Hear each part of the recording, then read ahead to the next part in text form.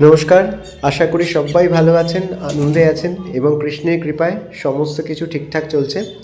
আগের ভিডিওতেই আমি দেখিয়েছিলাম যে সকালবেলা আমি মন্দিরে এসে মহাপ্রভু জন্মস্থান দর্শন করেছিলাম এবং তারপর আবার হোটেলে গিয়ে সবাইকে নিয়ে চলে এসেছিলাম দামোহট্ট ভবনে। এইখানে আমাদের আজকে প্রসাদ পাওয়ার কথা। দেখুন, সবার আগে চলছে নীলাদি, তারপরে সুস্মিতা, আমার পেছনে আছে বুবু আর ববি। ছেলে মেয়ে দুজনে কেউ এখানে নেই, কারণ ওরা চলে গেছে গোবিন্দাতে। ওরা দুপুরের খাবারটা ওখানেই সারবে, আমরা এখানে ভোগ প্রসাদ গ্রহণ করব। এখানে সকালবেলা এসে 60 টাকার বিনিময়ে, মানে জনপ্রতি 60 টাকার বিনিময়ে কুপন কাটতে হয়, আর প্রসাদে মেলে আমি যেটা এইমাত্র দেখালাম, ভাত, ডাল, 2 রকম সবজি আর পায়েস। এখানে সবাই মাটিতে বসেই প্রসাদ গ্রহণ করছেন, কিন্তু যারা ফিজিক্যালি চ্যালেঞ্জ তাদের জন্য চেয়ার টেবিলের ব্যবস্থা আছে। ইলাদি আর বুবু এখানে বসেছে, কারণ ওদের মাটিতে বসতে কষ্ট হয়। আর আমরা বাকি 4 জন আমরা মাটিতেই বসে কৃষ্ণের প্রসাদ গ্রহণ করলাম। খুবই সুস্বাদু প্রসাদ। 60 টাকার বিনিময়ে যে এত ভালো প্রসাদ পাবো সেটা আমি কল্পনাও করতে পারিনি। তো সেই সব দেখে আমরা চললাম গোশালা দর্শনের উদ্দেশ্যে। ইসকনে আমি এত বছর ধরে আসছি, কিন্তু মায়াপুরের গোশালা আমি এর আগে কখনো দর্শন করিনি। আপনারা অবশ্যই জানেন যে গোমাতাকে সেবা করা বৈষ্ণব শাস্ত্রের বা বৈষ্ণব ধর্মের অন্যতম একটি প্রধান অনুষঙ্গ। সেই মতো আমরা চললাম এখানে গোশালা দর্শন করতে। শুনেছিলাম এখানকার গোশালাটি সত্যিই খুব ভালো এবং সেটা দেখার মতো। এখানে এরা গোমাতাদের যে ধরনের যত্নে রাখেন সেটা সত্যি অনুকরণীয়। তো আমরা চললাম একটা টোটো বুক করে গোশালা দর্শন করতে। আর পাশ দিয়ে পেরিয়ে গেল ইসকনের বিভিন্ন ভবন, এখানকার সুপার মার্কেট। সামনেই আসছে গৌর পূর্ণিমা অর্থাৎ দোল উৎসব। সেই উপলক্ষে বিভিন্ন জায়গায় কিছু অস্থায়ী দোকানপাটও নজরে পড়ল। এবং এটাও দেখলাম যে এখানে বেশ কিছু ধর্মীয় আলোচনা সভা অনুষ্ঠিত হতে চলেছে বা হচ্ছে, যেটা কিন্তু ওই গৌর পূর্ণিমা উপলক্ষেই। আর এখানে বিভিন্ন ধরনের কর্মশালা, মানে বৈষ্ণব শাস্ত্রের ওপর ভিত্তি করে বিভিন্ন ধরনের কর্মশালারও আয়োজন করা হয়েছে, যেখানে এখানকার আগত দর্শনার্থীরা ইচ্ছে করলেই সেখানে যোগ দিতে পারেন, স্বেচ্ছায় যোগ দেওয়া যাবে সেখানে। আর গোশালার দিকে যে ইসকনের ব্যাপ্তি এত সুদূর প্রসারিত সেটাও আমি কোনোদিনও জানতাম না। ভিতরে প্রচুর ভবন, প্রচুর রাস্তাঘাট রয়েছে। এখানে দেখুন, এখানেও একটা বিশাল মাঠ। এখানে এক জায়গায় দেখলাম ভান্ডারা হয়ে গেছে কিছুদিন আগে, তার প্যান্ডেল এখনও খোলা হয়নি। আর এখানে আশ্রমিকদেরও থাকার আলাদা ব্যবস্থা আছে।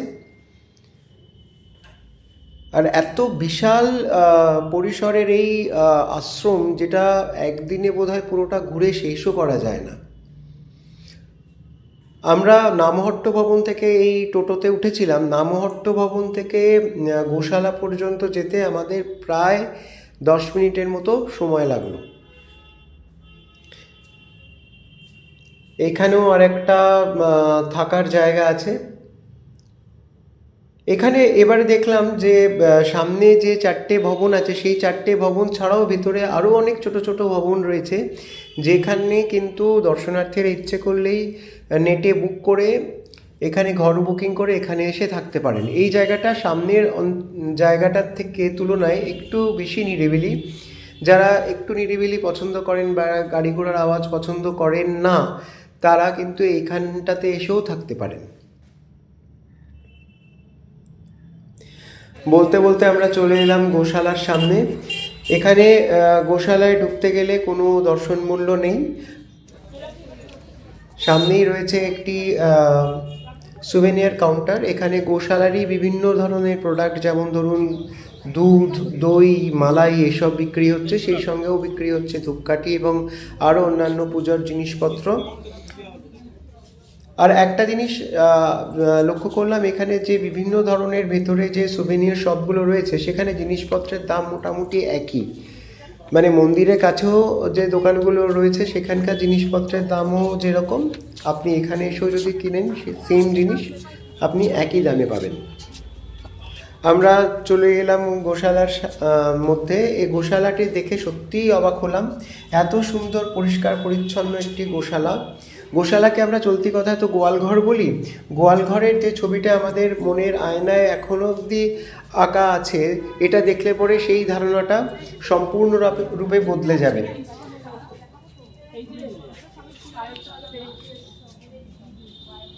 এখানে প্রত্যেকটি গোমাতাকে বৈজ্ঞানিক পদ্ধতিতে তাদের লালন পালন করা হয়, নির্দিষ্ট সময় তাদের খেতে দেওয়া হয়, তাদের প্রতিদিন স্নান করানো হয় এবং সময় সময় তাদের যে সমস্ত ওষুধপত্র দরকার সেগুলোও দেওয়া হয়।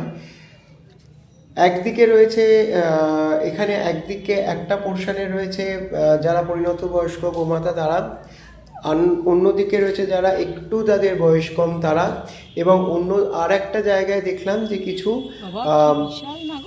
ষাঁড়ও রয়েছে, অর্থাৎ যেগুলো এরা বিভিন্ন রকম গাড়ি ঘোড়া চালানোর কাজে ব্যবহার করেন। যেমন আজকে সন্ধেবেলা আপনাদের দেখাবো আমি এর পরের ভিডিওতে, এখানে প্রত্যেক শনিবার বা প্রত্যেক উইকেন্ডে প্রভু অর্থাৎ শ্রীকৃষ্ণ এবং তার পার্ষদ চৈতন্য এবং নিত্যানন্দ মহাপ্রভুকে নিয়ে একটি শোভাযাত্রা হয়। ভগবান তার আশ্রম পরিদর্শনে বের হন এবং যেসব ভক্তরা মন্দিরে গিয়ে ভগবানকে দর্শন করতে পারেন না তাদেরও দর্শন করান, তাদেরও দর্শন দেন।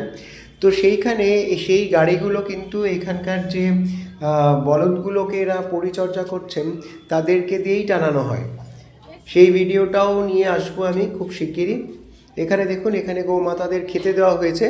এবং আরও একটা জিনিস লক্ষ্য করলাম, এখানে আপনি যদি চান কিছু অর্থের বিনিময়ে আপনি এই গোমাতার পুজোও করতে পারেন বা তাদেরকে খাবারও দিতে পারেন।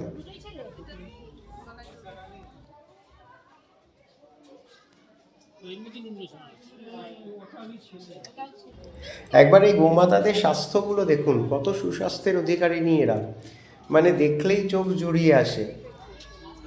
এই ধরনের একটি প্রজেক্ট কিন্তু আমি এর আগে কোথাও দেখিনি।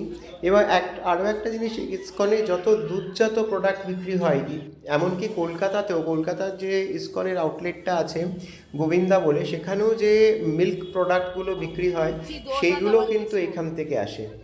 ওই দেখুন একটি বৃষভবাহন কীরকম মুখ বাড়িয়ে রয়েছে, আর শিং দুটো একবার দেখুন, মানে দেখলে সত্যিই অবাক হওয়ার মতো।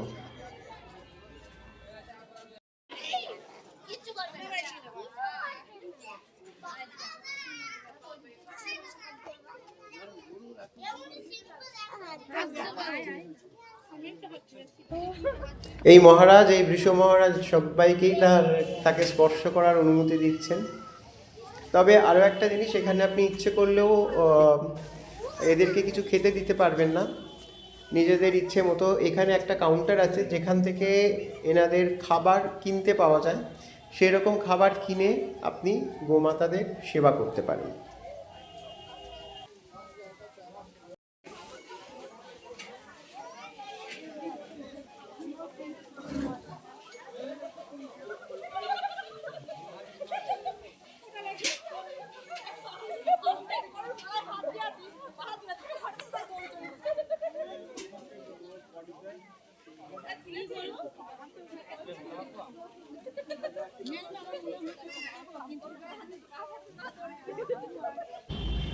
একটা সুবিশাল চত্বর জুড়ে প্রসারিত এই গোশালা, এবং একদম পিছনে রয়েছে যেখানে ওই খড়গুলো ডিবি করার আছে, সেইখানে এদের খাবার দাবার প্রসেসিং করা হয়, অর্থাৎ যেসব জিনিসপত্রগুলো খেতে দেওয়া হয় সেগুলো প্রসেসিং করা হয়।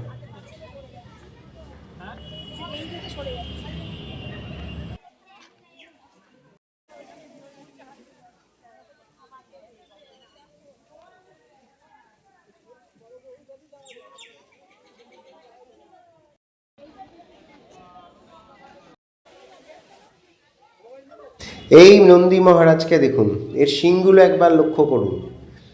একবার যদি তাড়া করে কাউকে, তাহলে কিন্তু তারা নিস্তার নেই। আর এই দেখুন একজন ভক্ত গোমাতাদের সেবা করাচ্ছেন।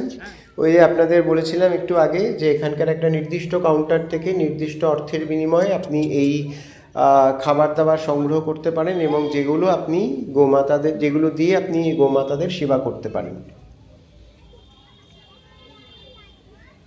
এখানে এই যে থালাটি উনি নিয়েছেন, এটার দাম হচ্ছে 500 টাকা। এই হচ্ছে কাউন্টার। এখানে একটি নির্দিষ্ট অর্থের বিনিময়ে আপনি এই এক থালা খাবার নিয়ে গোমাতাদের খাওয়াতে পারেন। এবং সেই সঙ্গে সঙ্গে এখানে পুজোরও ব্যবস্থা আছে, আপনি পুজোও করাতে পারবেন। সামনেই ওনাদের রেড চার্ট রাখা আছে। তো গোশালা দর্শন করে আমরা বেরিয়ে যাচ্ছি এখন। আবার এখান থেকে আমরা অটোতে উঠবো, সেখান থেকে আমরা যাব হচ্ছে, চলে এলাম গোবিন্দাতে। গোবিন্দার সামনে, গোবিন্দা অর্থাৎ এখানকার রেস্টুরেন্ট, তার সামনেই একটি ভাগবত শিক্ষা একটা কর্মশালা চলছিল। দেখুন একজন তরুণ বৈষ্ণব এখানে ভাগবত শিক্ষা করাচ্ছেন। এইগুলি হচ্ছে কলিযুগের 4টি লক্ষণ। তো এইভাবেই আমাদের পুরোটা দিন এই মায়াপুর ইসকন চত্বরেই কেটে গেল।